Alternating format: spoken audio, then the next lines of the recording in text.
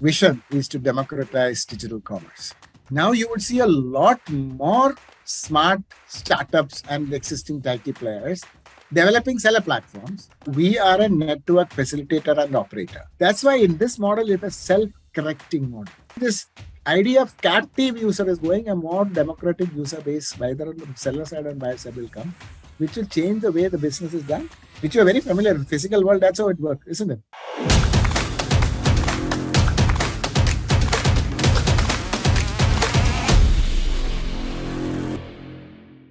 The online network for digital commerce is not just one of the most ambitious projects, but it seeks to have far-reaching implications for India's small sellers.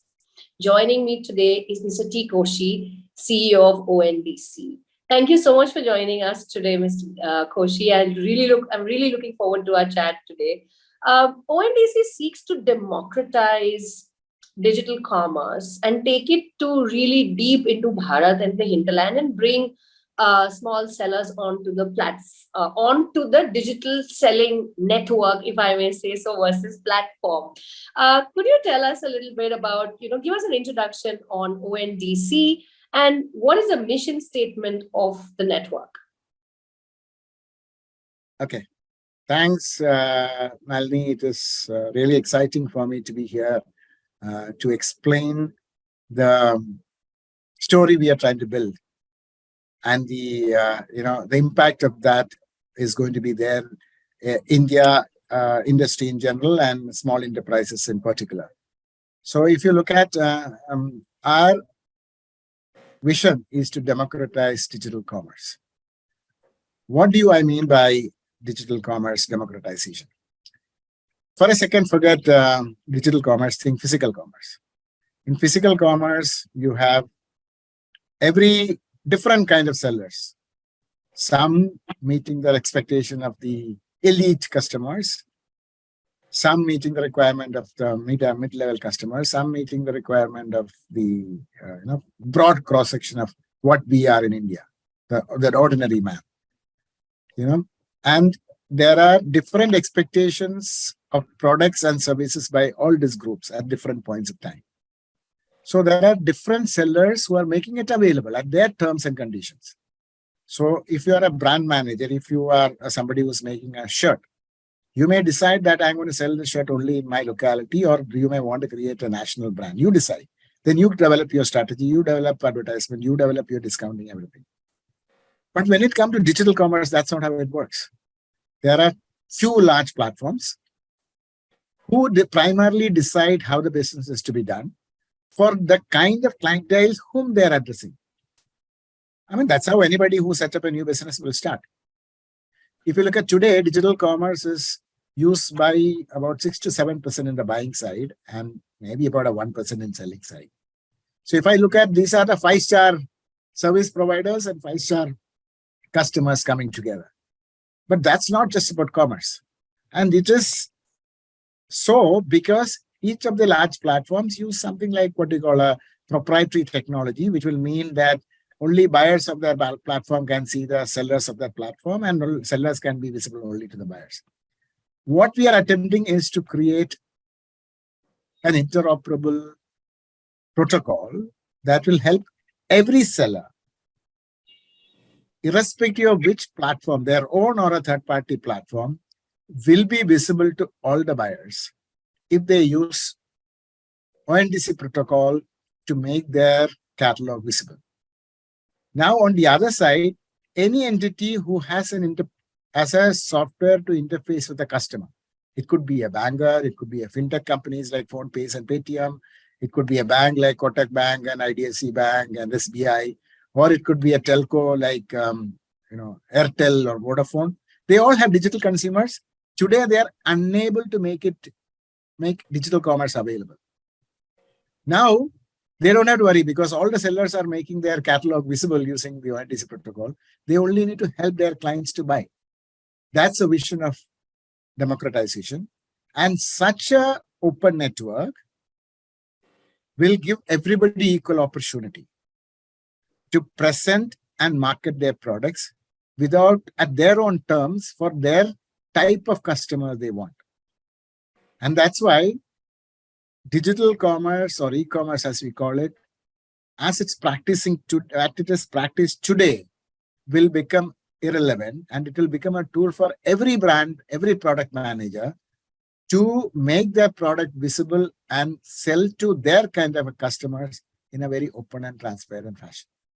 And that's our vision. Super. But tell me, let's break this down for, let's say, consumers. From what I understand is that I may be on Amazon or Flipkart or XYZ, but I will You as a buyer, I assume that you're talking as a buyer. Yes, I'm talking as a buyer. And if I want to buy, let's say, a pressure cooker, as we were discussing earlier, or a Kanchipuram sari, I will be able to locate those sellers who are not on that particular platform's protocol, right? But the discovery of sellers will be beyond that of those on whose any buyer application, whether it is given by Amazon or whether it's given by Airtel or whether it is given by PhonePe, you could be using any of them. Right. If you go and say, I want a sari, all the sari suppliers who are in the ONDC network, irrespective of who is bringing them on or they're coming by themselves, will be visible. That's the beauty. So for the seller, they don't have to worry, oh, let me go and register with that particular buyer application. So long as they can make their catalog visible using ONDC protocol, they are visible to 1 billion customers who are digitally literate. Got it. Now, my next question is that currently platforms are also doing a lot of hand-holding of sellers, whether it is in languages, whether it is marketing, whether it's creating the catalog, giving them data and analytics on what's working, what's not, what's in demand, what colors flying. How will ONDC do all of that? Let me ask the answer in two ways. One is, many of the information that you saw are used by the platform, not shared by the platform, because they have access to that information. In fact, one of the complaints of many of the sellers is that they are completely blind. Okay. Second thing is, like I said, any seller can be brought in by any seller application. Earlier, let's say that nobody would dare to put up a new seller application, let's say for the Kanchipuram weavers of Tamil Nadu. Because if they help them to make their catalog visible, who will bring them the buyers? Now you would see a lot more smart startups and existing IT players developing seller platforms, because what do they have to do? They have to only help these people to digitize their catalog and make it visible using an ONDC protocol, which is common. If I just give you the example of our Internet 1.0 of information dissemination. Today, if you look at, everybody has a web page, isn't it? Web portal. When you develop a web portal, what do you get somebody to make an HTML page. You may do either by yourself, or you get ready-made something like WordPress or Wix or something, or you may get an SI to do it for you, based on what sophisticated information dissemination you are attempting. You don't worry, hey, should I go and register in Chrome? Should I go and register in Edge? It doesn't matter. So long as anybody who uses an HTML browser will be able to discover. Same is going to happen. So what you're going to see, there'll be a lot of smart enterprising businesses coming up to help digitize different kind of sellers. Some big, some small, some very focused on fashion, some very focused on food, some very focused on something else, and so on and so forth. They don't have to worry about how to, in what the e-commerce people say, CAC is not their worry. CAC is customer acquisition cost. They don't have to worry. So long as they can make it visible, the buyer application will make it done. And something that we also will do, while we don't touch any data at all, since it's a community and we are a utility provider, some aggregates without going into PII information or without going into competitive information, will compile some, what we call under the open data framework, the industry trends and performance matrices, which will be uniformly available to everybody, because I'm not going to monetize those data for helping my set of clients who are paying me something more or giving me a charge. I'm making it available to all my community members and also the policymakers. So that way, an open network like this is going to make the life a more easy and convenient to a broad cross-section of sellers and buyers, and not limit. Awesome. Give us a sense of who has come onto the ONDC network, because we see some selective announcements being made, but nobody wants to talk about what is going on, barring some homegrown platforms like Meesho. What are the kind of partnerships that have already been formed and who have come onto the ONDC network? And do you see any resistance from some of the others who perhaps don't want to join the network yet? Malini, I'll answer it to you. One is we are very transparent. Go to my website, you will see the list of all entities who are signed up with us. So our process is, every week we done a business briefing online. I get something like 40, 50 enterprises or 100, 120 people coming to understand how it works. After that, they will internally discuss and they will make a sign up expression of interest, saying that humko karna hai, that we want to do it. Then they will tell the technique people to start integration. Then after they start, they also sign up the network agreement. Then after they reach certain level of technical integration, they will become a part of a pre-production, which will do testing, and then they go live. So if I tell you this pipeline, about 1,500 people have already signed up. Expression of interest has come. Sorry, I'll get me the numbers again. 715 or 1,700 people have already been connected with us. 700 people have signed the expression of interest. About 250 of them have started their technical integration. And 71 of them are in advanced stages of integration, which is what we call pre-production. 26 of them are live. So this includes big entities like ITC, HUL, PhonePe, ITC, HUL, etc. on the seller side, buyer side, PhonePe, Paytm, and so on and so forth. And the logistics side, Ship Rockets and Loadshare and Grab and so on and so forth. This list is public, and they are all online. Of course, Meesho, you said the name yourself. So they are on the buyer side. So these are the enterprises under various stages, and we are going to accelerate this process. And as I told you earlier, they can all do, it's a standard process. They can do by themselves. And this month onwards, we are going to give some extra support, because the network participants say that, even to onboard sellers, etc., they would like to have some extra support in terms of knowledge, in terms of hand-holding support and so on. We are going to add all of them. So in that way, it's a very, very active onboarding process that is going on. And like I often say, this is like putting a little fire into a cigadi. So we have started seeing only sparks. So we expect in few months, you will see the flames rising and making before the winter end, I'm hoping that the flames will come on. Awesome. Can we talk about, we were talking about the pilots, and you explained how it's not a conventional way a pilot is being done, but you're trying to bring in a lot more sellers directly onto the ONDC network itself. So could you explain how the outreach is working, and currently what is the proof of concept or the pilot which is being run, the number of transactions in a day? What is the learning from the initial rollout? Okay, like I said, we started the beta practically October 1st. In the last 3 months, we have done something like 4,000 plus transactions, on average 50 to 100 transactions a day, essentially in the grocery and food, 70% of in grocery, 30% in food, and out of it, a small percentage home decor just started a few days ago. And 60% of them are being delivered using their own logistics network. 40% are using the third-party logistics available as a part of the network. So it works both ways. The big learning that is there is that, as you said, that we are enabling every small, medium enterprises.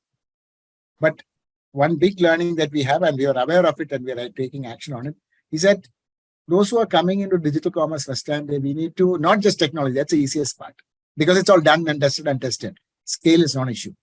But educating and familiarizing these entities with the processes, okay, to have a very disciplined way of order consummation is the initiative that we have to take, and where we need to give hand-holding support to small and medium enterprises. And there also we are scaling up those things. And there again, like, look at this. Imagine that you have a shop. Let's say that you have a, nice bakery. As of today, you're getting, I mean, you join up ONDC through some seller application. Early stages, you're saying, interesting, let me figure out how to do. But you have not yet fully got involved. Maybe you're getting 2 or 3 orders a day, whereas you're getting 200 orders physically. So you're not started giving your full attention. Oh, I need, this is different. I need to, because this is a third party logistics provider coming. It's not my nephew who's going and deliver. I need to package it differently and little more order, and I have to attach an invoice and so on and so forth. All this checklist, these things have to be something that we need to familiarize the wide range of sellers coming in. So we have a very exclusive program to work on this, and and also help first time people to like you earlier commented about getting their catalogs online. So one beauty is many of the seller platform have created a common network, catalog. So you can start from there, but each shop owner will have to put their inventory. Okay, while the 2 grocery shop may have 80% common of catalogs, but each of them will have a different inventory. So all those things are these processes are the most critical thing that we need to work on. That is what is working on in the coming months. So we are looking at penetration currently of online retail, I think, is in mid-single digits, right? And we are also adding like grocery, grocery and food. We are adding, in fact, just added home decor. Fashion is going live. Consumer products just going live. Electronics may take some more time. In the next 3 months, you will see about all the 6 to 8 major segments would come. Incidentally, one of the service also started in a small way, which is mobility. In fact, we have a small pilot using the same protocol running in Cochin, which started even before ONDC started, because as an idea, now it has become a part of the ONDC. And you would see once, in fact, the other day I was discussing with the state government, they said they're going to roll it out, work with us to roll it out across the state, and then it will become copy-pastable into other states and so on and so forth. So you would see in the coming months, the domains that is being covered is going to be broadened, and not just B2C, B2B too.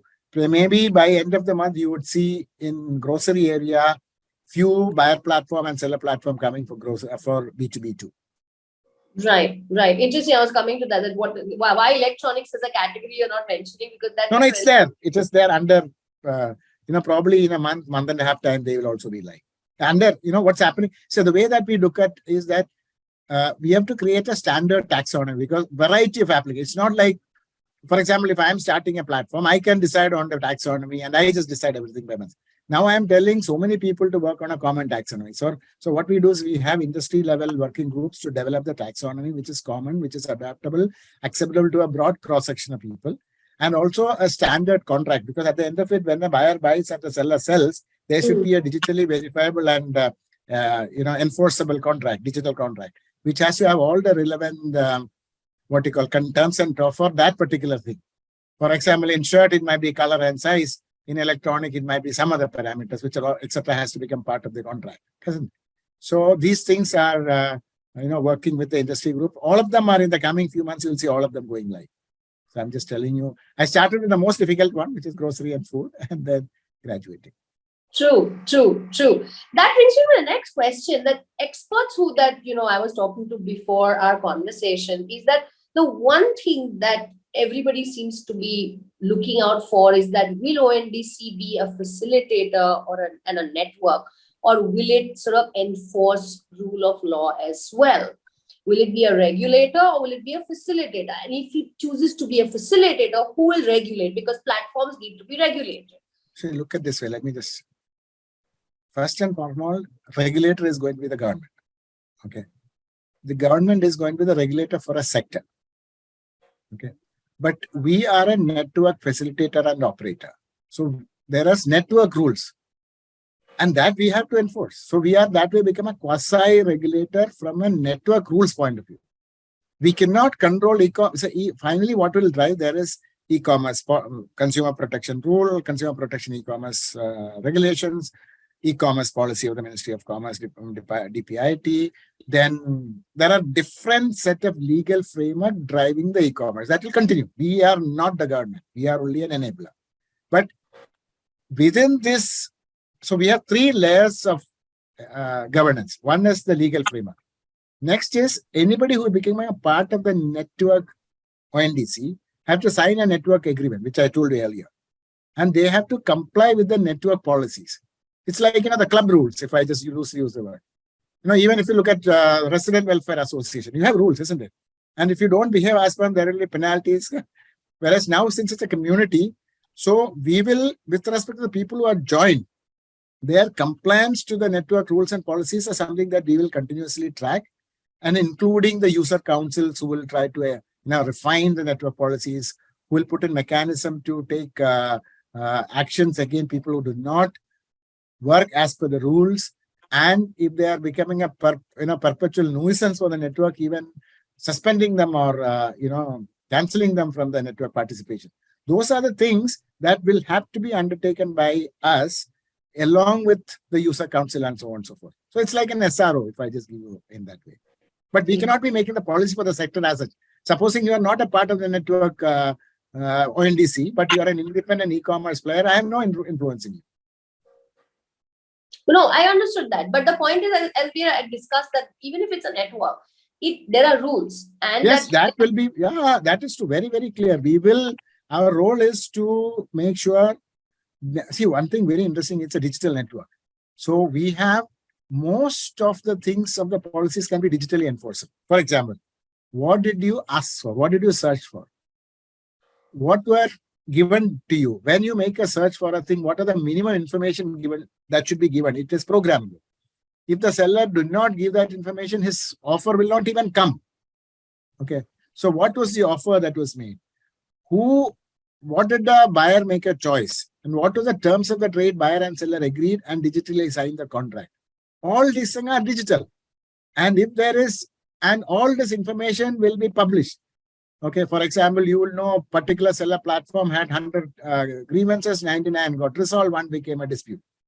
Platform B, the seller application B had 200 requests that is coming, but 30 of them went into dispute. These are all public information made available to make sure that they behave in a certain fashion. Let's assume that we find the seller regularly not meeting the commitment that he has made. We will tell the network participant, please, we are not allowing him to continue in the network. And stopping is very simple. Just remove the name from the registry.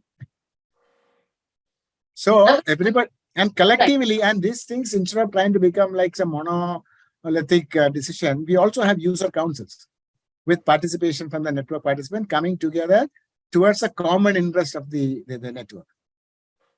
I'm going to ask you a slightly long-winded question, because I've never heard of something as bizarre as that, but then we live in very different times. I was talking to a cybersecurity company, which told me that, one of the jobs they had was to ensure that a rival was basically placing humongous orders on a rival e-commerce platform's network and then canceling them or returning them by either giving wrong addresses, so that you sort of ratchet up their returns, and that creates a cash burn. And I was told that it's being done pretty much by most of the large players against each other to sort of create a cash burn and create a problem for their sellers, etc.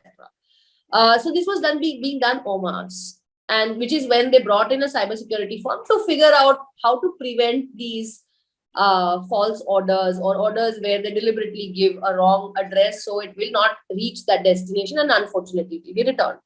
Now, given that this seems to be an industry practice, what if something like this were to be done with sellers on the network? There at least you have somebody who's bearing the cash burn, which is the investor or the platform per se. Here, if such sabotage tools are deployed, how will ONDC fight back? See, it's very easy to make statements like this, okay?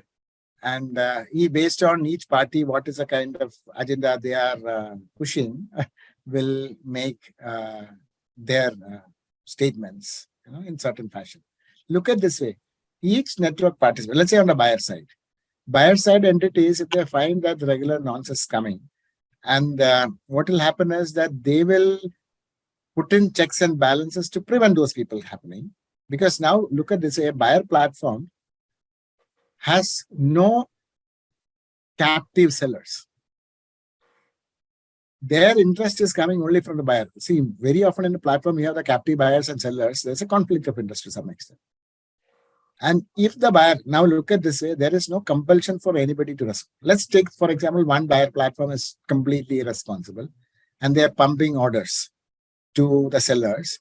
And the seller platform will, and these numbers are all public. The seller platform, when such requests come, they that from this buyer platform, I won't even take it. There's no compulsion. There's no, it's not automatic. He's not forced to do. So if he sees that these kind of things are happening, a lot of useless orders are coming, he will say that if a request comes from the buyer platform, I will not even respond. That buyer platform has no other business. So he will take extra. Imagine, like, for example, let's say, imagine Kotak Bank is the one who's setting up the buyer platform. They will put in significant amount of expertise, etc., to find out who other people are coming. Because they know that if they establish a reputation that they are very irresponsible in sending the request, every seller platform will put in saying that I'm not going to respond. We can't force them to respond because this data will be. That's why in this model, you have a self-correcting model. When you have only one or two entities who are trying to maximize their interest using their proprietary technologies, this will become much more critical. If you look at even in the, if you look at the, there are people who try to bring down the web pages of some site, correct now? So what you call the denial of service, they try to do. If it comes, there is mechanism. So each of these entities, they are trying to be in business. So they will take, of course, each of them will have their own experts based on the scale of their operation to help them. One thing is not a single platform. Let's take example, platform X, who's a buyer platform, was not very careful about managing the security in terms of they're supposing they go down. If they go down, their buyers will suffer. Sellers, they're nothing called their sellers. Sellers are there anyway. So the buyers will move to other platforms. I mean, for example, let's say even today there are only 5 buyer platforms. Let's, for example, platform out of the 5, one is not working. Okay, you can just go to the other one and still get the same set of sellers. That is the beauty of a unbundled architecture. Got it. There is one concern again, the other concern that seems to be there in the minds of many experts is that how will fulfillment happen if sellers come directly? So currently, as I said, that there is a whole system in place where you have the platforms, they have their own protocols, and then the pickup and delivery. So how does it work in ONDC? See, Malini, two things. One is I will say that this is actually how to build a trust in the network. And there is a document that is published to the whole world for their feedback. And most of the people who read came back and said it seems to be a workable idea. Okay. But again, since you asked this, let me go a little specific. Let's think about an existing platform without going to the name. Right. Marketplace, not an inventory. Okay. They also have the buyer side and the seller side. Maybe two vice presidents looking after each of them. And the seller side, they have a seller side integration where, as per the e-commerce rule and consumer protection rule, the seller on record is responsible. How do they now? Let's look at how do they control. One is at any time when they onboard a seller, they have a contract with the seller which says that this is my rules. You have to follow as per that. Okay. And then onto the buyer, probably if I'm trying to run a 5-star marketplace, I want to tell my merchant buyers whom I want to become my loyal buyers and nobody else loyal buyers, because this is exclusive. You can be captive users. I'll come and tell them, hey, anyway, you can, I don't mind you being however unreasonable you are. In 30 days time, you just dump it back. I will take the money. I'll give you the money back or a replacement. Correct? So now when you go and make an order for a shirt, who collects the money? The buyer platform. The money is there with them, and the platform also have a contract with the seller, which says that either you replace, or if the merchant is with replace, or I will just give the money back. Let's say if you want to be a 5-star application in the ONDC network, you can still continue. Let's say that you are setting up a buyer platform where you are only for this elite, most pampered buyers like you and me, who will make an order for 20 shirts and return 19 of them because he just felt like it. Okay.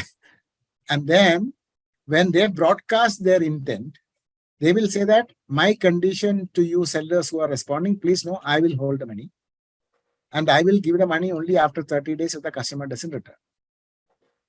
So only such merchants who believe that they can manage that will respond. And they will put an extra, they know that rejection is 20%, so let me mark up my prices to take care of this loss. Okay. Some seller will say, I am not interested in this business, so I won't even respond.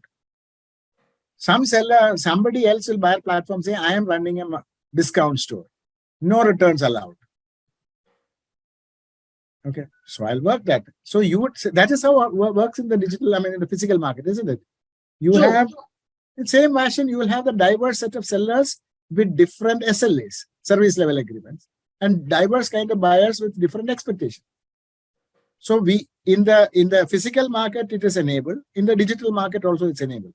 Couple of additional things that ONDC will work on to make this thing stronger. One is, like I said, nobody can just come and make their products visible just by making an ONDC protocol compliant. One is they have to sign an agreement. Two, they need to do a certification process to make sure that they work. Three is that they have to publish this regular performance statistics onto the network to the public, including, and which will be published through us. So which includes the network-wide scoring of any seller platform, any seller. Okay. So these things will make this whole model a self-correcting model. Imagine you are a seller platform. You have no captive buyers. Your only reason why you will survive as a business is you take care of your people who come and buy from them. Correct? So you will take an extra effort, and you are not so big that you can throw shareholders' money to throw away. You will either survive because you're good or you are dead. That's how the enterprising mindset.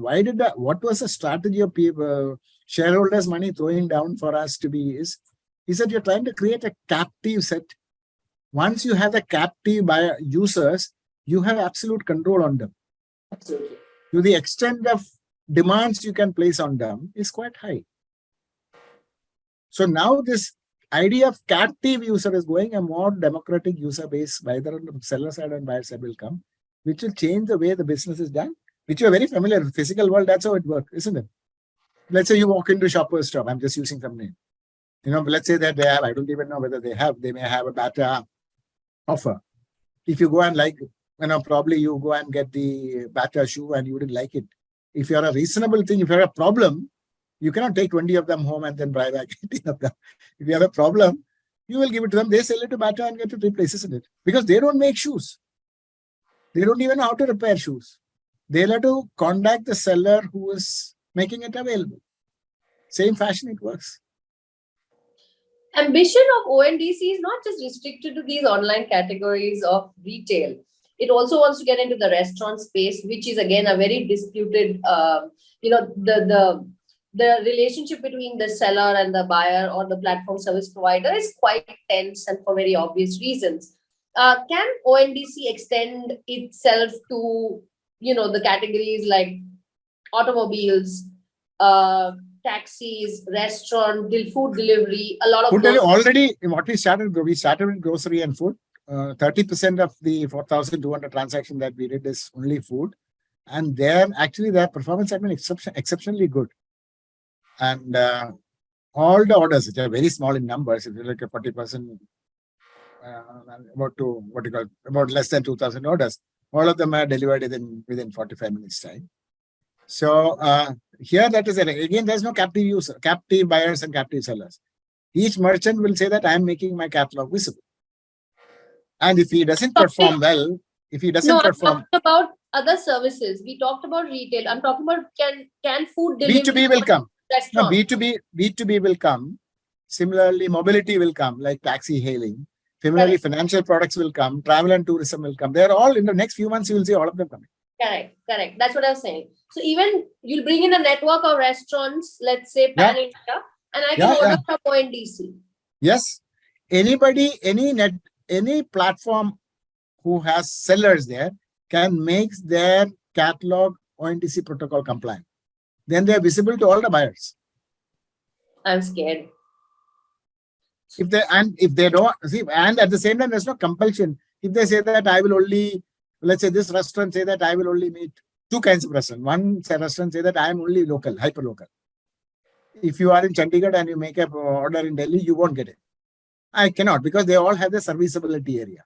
So when you log in and see that around me, probably some kind of merchants would say that I have a very specialized logistics arrangement. I'll get it packaged and delivered so long as you're willing to pay. So he will have a different offer.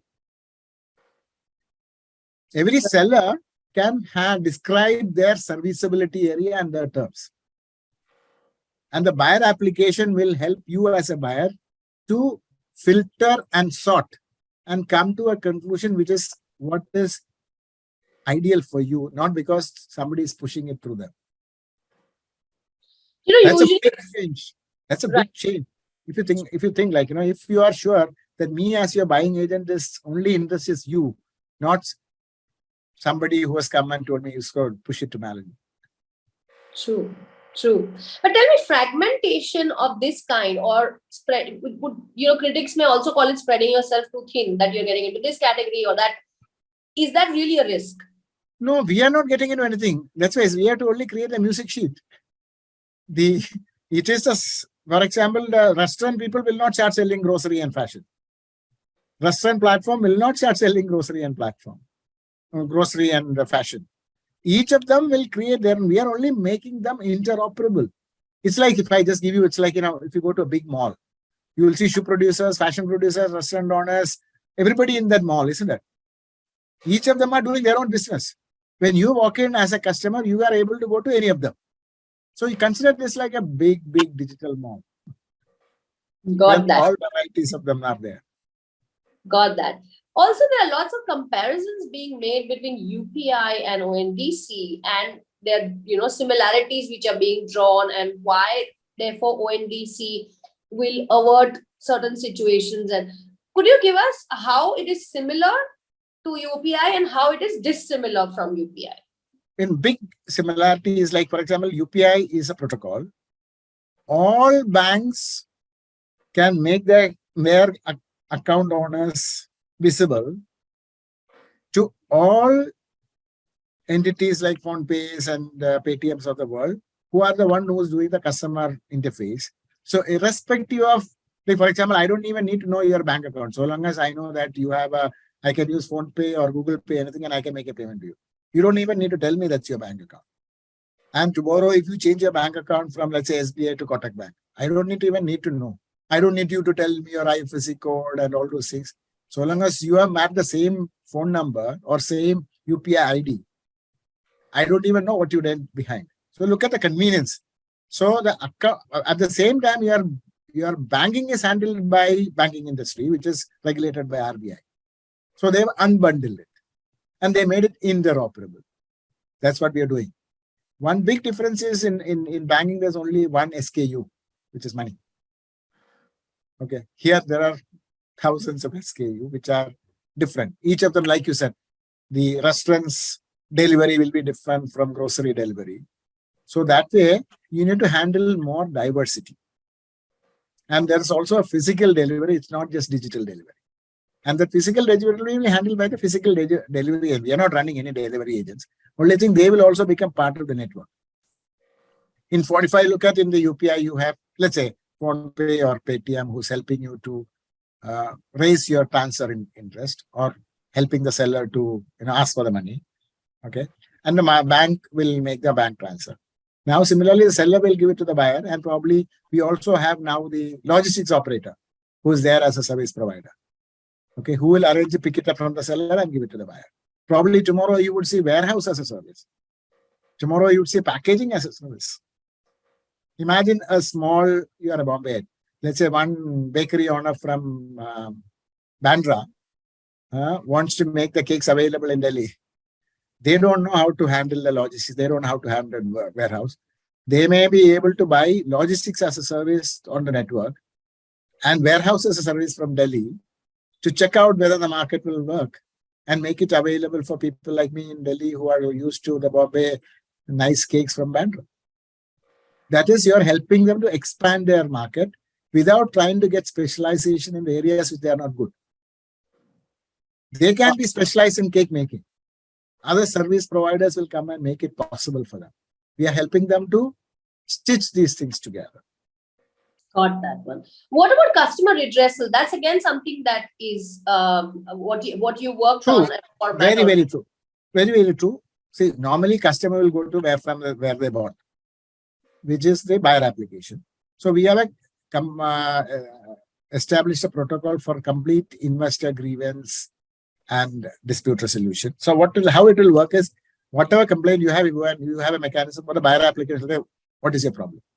And that will get digitally transferred to the seller. That's what happened even today in any platform. They are not the sellers.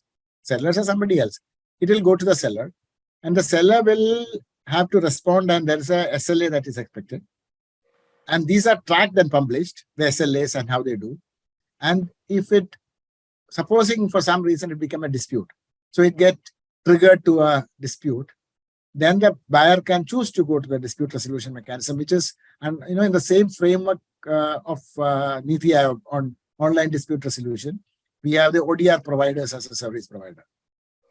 At the same time, beyond that, they have the right to go to any consumer protection. The whole consumer protection mechanism is in place already, including the consumer court and so on and so forth. What we are now trying to do is, one is, can you have an online mechanism for these people to exchange their complaints and resolve the complaint? If it become a dispute, can there be an online dispute resolution mechanism based on dispute resolution based on facts and evidence, not on hearsay? Like what was asked for, what was offered, what was contracted, what was delivered. All of them are highly trackable, which will reduce the probability of tutu meme kind of dispute, unresolved dispute, help to conclude the resolution faster. But at the end of it, our country have a pretty decent legal framework, which is also continuously being revised and refined and strengthened. Right, got that.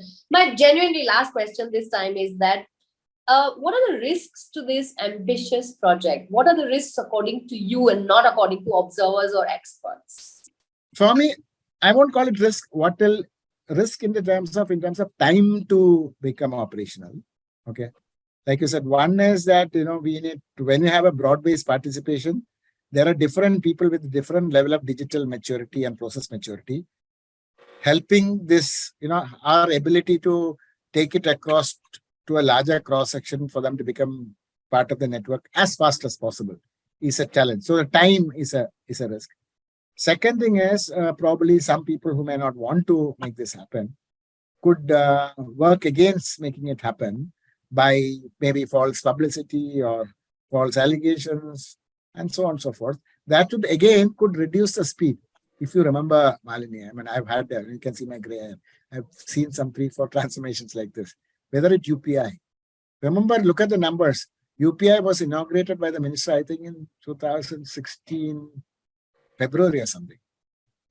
Look at the numbers month-wise. For the first few months, there was nothing. Because it has to, like I said, it's like the amber, and it started building. Look at the Aadhaar when it started. Look at COVID when it started. That's how everything will build up. Initially, there will be bottleneck, and there will be a lot of people who will be very excited to shout out this exceptions and say, see, I told you it won't work. But it will work. Intent is right. And I think that's what matters, that the intent has to be right to create an ecosystem that is equitable in nature and does not favor one over the other. So I think it does. And that with that, it's a wrap, Mr. Koshi. It's been an absolute pleasure speaking with you on ONDC, and truly inspiring. So wish you the very best for ONDC and its success. Thank you, Malini. It was great chatting with you.